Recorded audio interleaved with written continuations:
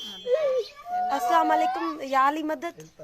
मां एडवोकेट सलमा मुश्ताक भुट्टो लाड़काने खां मूंखे ख़बर पई त डोकरी जे हिकिड़े इलाइक़े में हिकिड़ी नंढड़ी जेका 5 सालनि जी आहे उन सां रेप थियो आहे।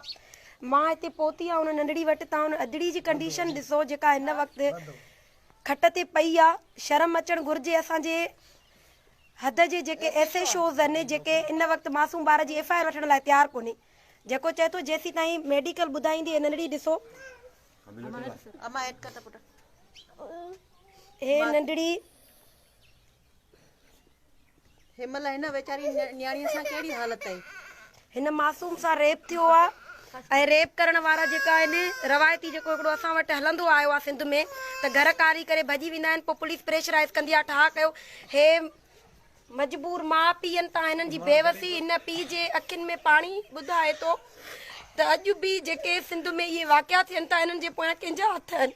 हीअ नंढड़ी हिन वक़्तु मां सिंध वासियुनि खे हथ ॿधी अर्ज़ थी कयां जीअं अलीशबा केस में असां तव्हां सभु हिकु थिया आहियूं उथो ॿाहिरि उथो निकिरो ॿाहिरि। हिन मासूम जे लाइ कम अज़ कम पंहिंजे फेसबुक स्टेटस ताईं आवाज़ बुलंद कयो। हे नंढड़ी हिन वक़्तु तव्हांजी मुंतज़िर हिन मासूम ॿार खे ॾिसो। हे नंढड़ी बस छा असां अहिड़नि दरिंदनि जे भउ खां पंहिंजा ॿार बंदि करे छॾियूं। पुलिस चए थी जेसीं ताईं मेडिकल रिपोर्ट अची चुकी आहे। डॉक्टर चए थी त बेबी सां रेप थियो आहे। पुलिस इंतज़ार में आहे तव्हां अचो ऐं असां पोइ था FIR कटियूं। हे नंढड़ी जो पीउ आहे तव्हां सां थोरो ॻाल्हाईंदो। अदा तव्हांखे सॼी सिंध ॿुधे थी ॻाल्हायो।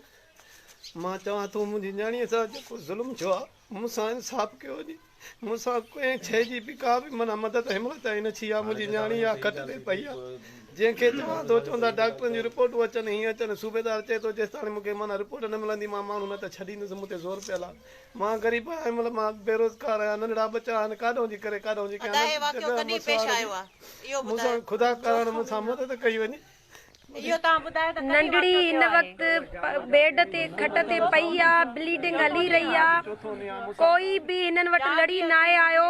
डोकरी जा जेके वस वारा चूंडियल असां तारिक अनवर सियाल साहब जन खे बि रिक्वेस्ट कयूं था त सर तव्हांजो इलाइक़ो आहे हे पीपुल्स पार्टी जा वोटर आहिनि। असां पीपुल्स पार्टी जे नुमाइंदनि खे बि चऊं था औलाद वारा आहियो थोरो हर इशू खां हटी करे हिनखे ॾिसो। हिन वक़्तु हीअ नंढड़ी जेका आहे जस्ट 5 सालनि जी बेबी आहे। मां पूरी सिंध जे कानूनदाननि खे हथ ॿधी रिक्वेस्ट कयां थी त मूंखे घणी तकलीफ़ थींदी आहे जॾहिं मासूम ॿारनि जा वाक़िया ईंदा आहिनि। मूंखे हिमत न पई थिए त मां हिन घर में अंदरि गिरां ऐं हिन मासूम खे मां ॾिसां। मां वरी हथ ॿधी अर्ज़ थी कयांव त ख़ुदारा पंहिंजी फेसबुक ID था रखो। अदा ज़ीलरो इरफान पुछे थो किथे अदी अदा हे डोकरी जो वाक़ियो आहे। जेके बि मुंहिंजा ॿाहिरि ॾिसनि था वीडियो खे शेयर कयो। अदा इमरान भट्टी हे डोकरी जो वाक़ियो आहे। नंढड़ी 5 सालनि जी आहे। नंढड़ी खे तव्हां ॾिसी सघो था। 4 ॾींहं थी चुका आहिनि छोकिरी आई ईअं वेठी आहे। चवनि था 4 ॾींहंनि में पुलिस कोई बि हिन वेचारी न्याणीअ सां कोई ताउन ई न कयो आहे।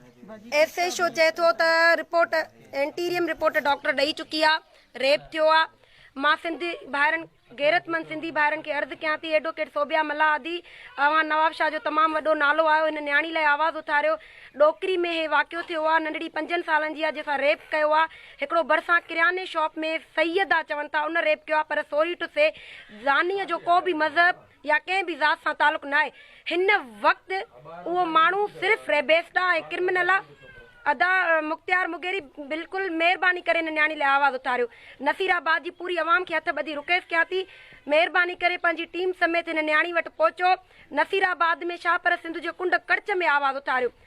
ऐं मां अली मोहम्मद खोसो उनजी टीम खे बि रिक्वेस्ट कयां थी त शदाद कोर्ट में आवाज़ उथारियो। बैरिस्टर अख्तर हुसैन जब्बार शेख खे मां अर्ज़ु कयां थी त सर प्लीज़ शाहिद हुसैन सूमरो खे अर्ज़ु कयां थी जीअं अलीशा शेख में केस में तव्हां असांजो साथ ॾिनो ईअं हिन मासूम लाइ बि साथ ॾियो ऐं मुंहिंजी वीडियो खे शेयर कयो। हाणे मां SHO ॾे वञी रही आहियां। जेकॾहिं मुंहिंजी FIR नथो करे त बिल्कुलु मां जेको आहे हिन नंढड़ी जी FIR पाण कंदमि। कामरेड चए थो अदी असांजो साथी मोहसिन तव्हांजे पोयां बीठो आहे। बिल्कुलु अदा मोहसिन वारनि जी महिरबानी जिन असांखे हिन वाक़िए जे लाइ इंफॉर्म कयो। ऐं मां जेको आहे वरी ॿुधायां थी त मां बिल्कुलु मदर आहियां। हीअ नंढड़ी मुंहिंजी माउ आहे। जिथे बि सिंध में किथे वाक़ियो थींदो मां वेंदमि। कामरेड फरहान खोसो प्लीज़ आवाज़ उथारियो। बिल्कुलु अदा हे डोकरी जो वाक़ियो आहे। महिरबानी करे वीडियो खे शेयर कयो। मां SHO डोकरी वटि वञण वारी आहियां हाणे कुझु देरि में।